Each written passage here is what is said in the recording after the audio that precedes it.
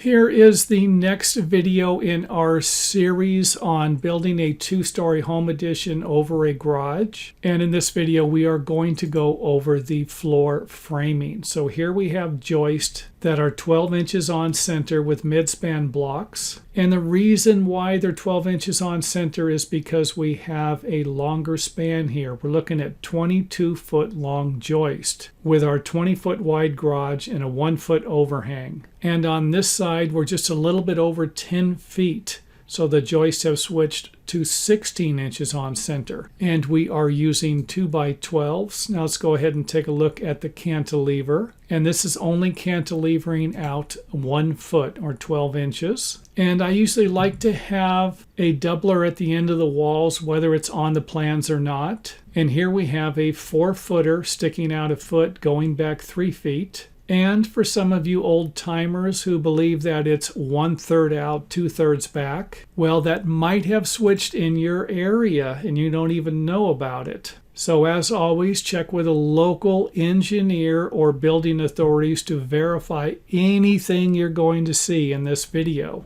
because building codes change all over the world, and that is just the way it is. Now, for those of you who are looking at this and thinking, wait a minute, this isn't 12 inches on center at the end. And that is because I needed to shift the joist layout over a little bit in this direction so that I could get a couple of our plumbing pipes to work, especially both of our toilets. And this is something you'd better pay attention to when you're laying out your joist. And I cannot stress that enough. I cannot tell you how many times I've worked on a project where the plumber had to tear up a couple of joists because of the framing carpenters. And hopefully that makes sense. So we have blocks along the cantilever, mid-span blocks, and blocks over the wall here, along with a head out for the stairs. Next up, let's go ahead and take a look at the other cantilever. And again, I have a joist here going back to our gable truss, or the first truss we have here, and then I'm switching it over to a little wall. And this is so I don't need to notch the joist for every single truss. However, you can. That's not going to be that difficult, and it will provide you with some great blocking. And let's not forget to install our drywall backing. We're going to need that wherever there is going to be a corner in the ceiling. And of course, our stairwell. We are going to run a joist a little bit further here, and I would imagine this joist is going to have to run a little bit further also, and I'll provide you with a little more information on that when we show the stairs, because this is going to get a wall on top of it. And of course, that's not going to be a problem. You can simply add another joist in here. And of course, our hangers. Going to connect these joists here to the doubler, and this could always be a 4x12. You could always have a 4x12 on both sides, along with using a 4x12 instead of the double joist here. And since I ran the beam a little bit further instead of cutting it, this is another thing I like to do. Instead of cutting 16 inches off of the beam and having it stop right here at the edge of the wall, why not run it through if it's not going to create a problem for anything? And of course, the double joist to support the stairs. And another thing that you are going to have to get right on the money, and for those of you who are wondering why you rarely see any stair videos on this channel, that's because I have another channel, and I do have links to that at our website.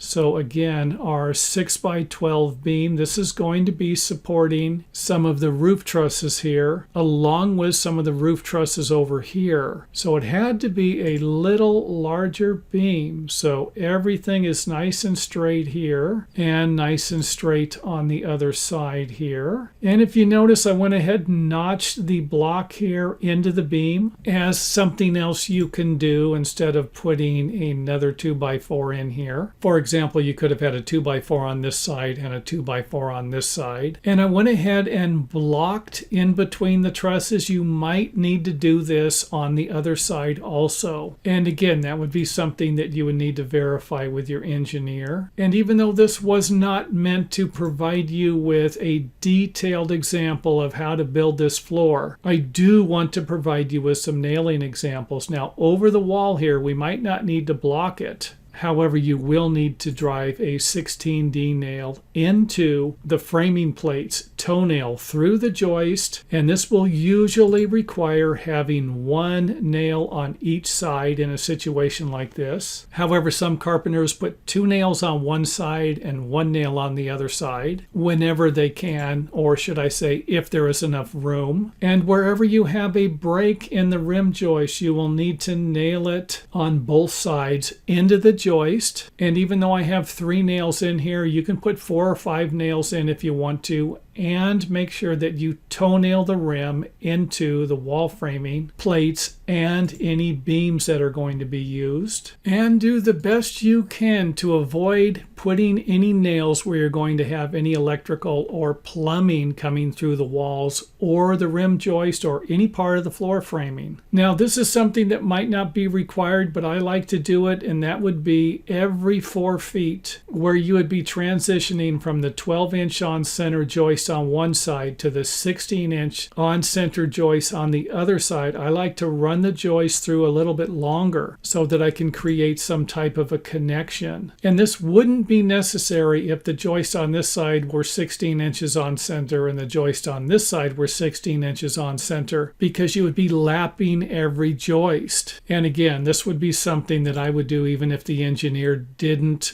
provide you with any details on it. And of course, the joist will need to be nailed into the framing plates, and all of the blocks will need to be toe nailed whenever they cannot be end nailed. So here's an example of toe nailing on both sides of the blocks along with into the framing plates. And then you could end nail the joist into the blocks if there is enough room. Sometimes it's going to be difficult to nail with a hammer, and even more difficult to nail this stuff together with a nail gun. So if you can't do this, do this. And whatever you do, make sure that your joists are firmly fastened to each other and to the framing plates so that they don't move in either direction. And hopefully that makes sense. And here we have a doubler that will be supporting a wall directly above it, along with some backing that we have nailed to the top of the framing plates so that we can attach the stucco lath to it on this side and the drywall on this side. And make sure that you install the backing before you cover everything with sheathing, because sometimes it might be a little difficult to nail this stuff together from the bottom, that is. And here we have a view of the corner along with the ceiling backing here. I know this looks like a double joist, but it is the backing for the ceiling below. And whenever I can, I like to have the joist go through a little bit longer wherever there's going to be a structural break like this one here. And in reality, all I did was took the longer joist from this side and put it on this side, and the smaller joist from this side and put it on the other side. And again, anytime you could do something like this, do it. It's going to make the building stronger. And a view of the corner backing from below and the drywall backing here in the garage, along with another way you could do this, just nail a 2x4 into the joist if that works, or nail it to the top of the framing plates, whatever works better for you. And another reason why I don't use midspan blocks if I don't have to is because they can create squeaky floors. However, that is not going to be the situation if the engineer says use them. So let's go ahead and wrap this video up. If you have any questions, feel free to leave them in the video comment area where everybody can see them, or if you want to, you can email them to me. And let's not forget to hit the thumbs up button if you learned something or enjoyed watching this video.